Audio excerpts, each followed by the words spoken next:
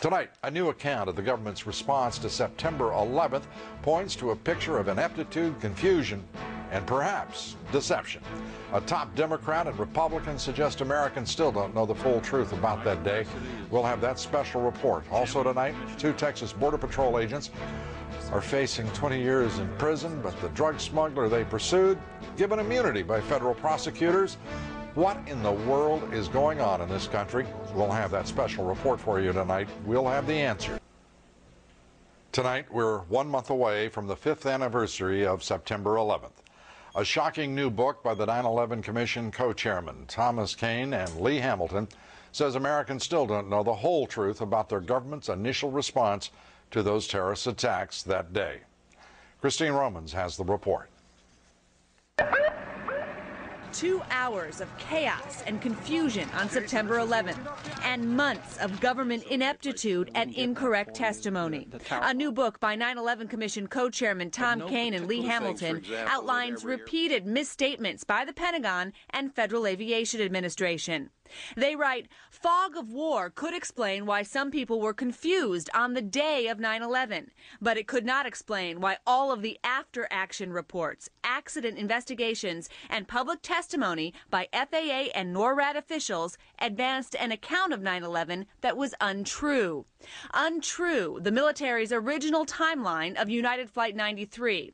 The military said FAA notified NORAD of a hijacked plane at 9:16 a.m., 47 minutes before the plane crashed in Pennsylvania.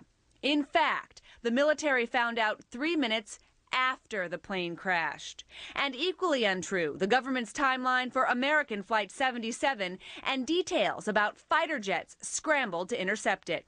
The book also alleges government officials weren't forthcoming with the investigation, and it took interviews and subpoenas to shake loose valuable information.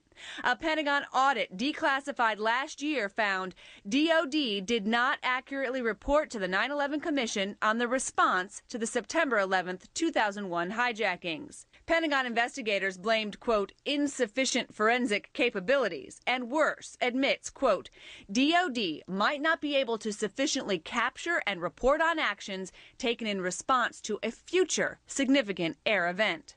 Still, so far, government investigators stop short of calling all these inaccuracies lies.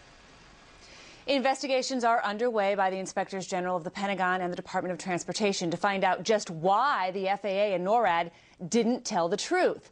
Now, Kean and Hamilton say all the inaccuracies have fueled conspiracy theorists, they've stymied the investigation, and, Lou, damaged the credibility of this government. Well, this government doesn't deserve much credibility, does it? In point of fact, if all of the after-action reports are untrue, for whatever reason, that's a lie, because they are asserted as the truth by people who knew better or should have. And really troubling, the Department of Defense own Inspector General report that was declassified showed that if the same thing happened again, you'd have the same chaos and the same misreporting or lies afterward. Incompetence and ineptitude on the part of this government, and on September 11th and in the weeks and months leading up to it, are established. The fact that the government would permit deception after a deception, whether honestly, if you can call it that, honestly intended or not. But the fact that they would continue and perpetuate the lie suggests that we need a full investigation of what is going on and what is demonstrably an incompetent and, at worst, deceitful federal government. Christine Romans, thank you very much. Incredible.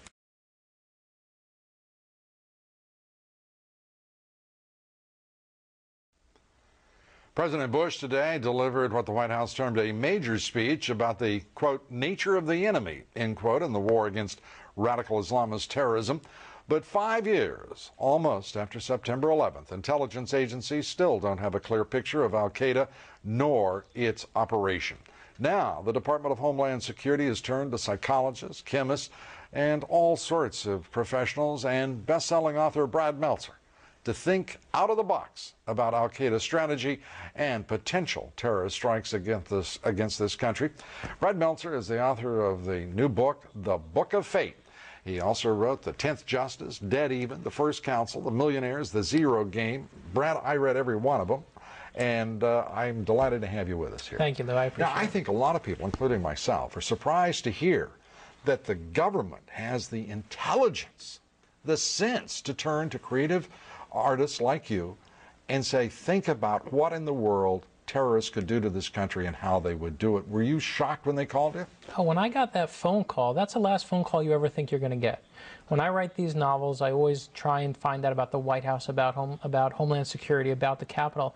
But I get a phone call from the Department of Homeland Security that says to me, you know what, we'd love you to come in and brainstorm out of the box. And I said, my gosh, we must be in trouble if they need me. But the truth was, when I got there, it was reassuring, because I want to know, when you look at terrorists today and you have a group of terrorists who can take a disposable camera and can take Gatorade and make a bomb out of it, you better believe we need people thinking outside that box. And that's exactly what we did. I have to say, it's one of the most reassuring things that I've heard.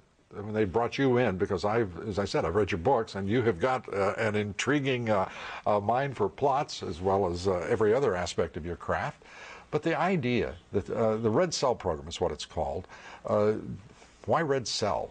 Well, the Red Cell is actually a name that has been used for years to do this kinds of brainstorming. And what it is, it's the Department of Homeland Security's way of trying to anticipate what the terrorists are going to do next. Now, they already have groups of people at the CIA, at the FBI, thinking these things. What they want is people who don't think the way the government usually thinks. My job as a novelist is to beat the news. If I don't beat the news, then I've written a book that's old. And so they want people like me to do exactly that.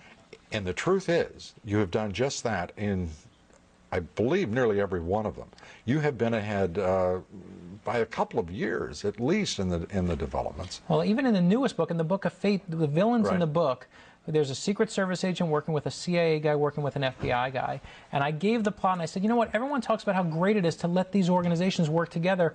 I actually came in at opposite, and I thought, if they work together, then they're not checks and balances on each other. I gave the plot of the Book of Fate to the old former head of the Secret Service, and he said to me, you're onto something here. This is going to be what the next threat is. Well, at least Brad Meltzer's done something that the 9/11 Commission worried about as well. And I won't go into the politics of the thing. But when you're there brainstorming on this issue, Brad, how many people are in the room with you? How many other creative, if forgive the expression, creative types would be there? Well, what they do is they set us in a room, and the terrorists are doing very similar things. They just don't have wipe-off boards, and it's not in a boring building in Virginia. We'll sit there, and we'll have a CIA guy, we'll have an FBI guy, we'll have a chemist, we'll have a psychologist, myself, and they'll say on one day maybe, we want you to take out this target, how would you do it? And we'll come up with the craziest thing you've ever heard. But when you look back on something, is it crazier than smashing airplanes into the Twin Towers? Is it crazier than taking a bomb in the UK and trying to do it out of liquids?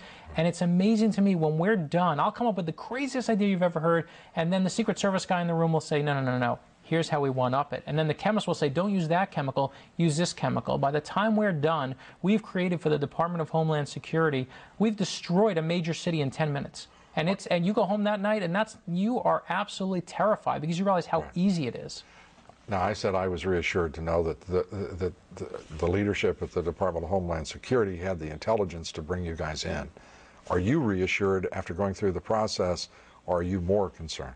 Well, I'm actually very reassured that they have this. I mean, listen, let's be honest. Do they really need a novelist to save the day? No, they don't. But you know what? I'm happy that they're thinking in every crazy way. I want to sit at home and know they are thinking of every possible crazy MacGyver scheme that can be out there, and that they're trying to take our reports when we're done and saying, how do we top that one? How do we stop that one? How do we stop this one? So I'm reassured by that. What I'm not reassured by is how simple it is to attack the country. And when you add just a little bit of brains to the mix, it is so simple that you wouldn't believe it. Well, Brad, I'm going to go back to the fact that you're involved in the process and a lot of other bright, talented people, and I'm going to take the reassurance. We got enough of the other to worry about. I appreciate it. Thanks a lot for being here. The new book is The Book of Fate. It comes out, what, this week? Today. Right? It is today. Right, yes, great. Well, Brad, all the best with it. Best-selling author Brad Meltzer. Good to have you here. Thank you, Lou.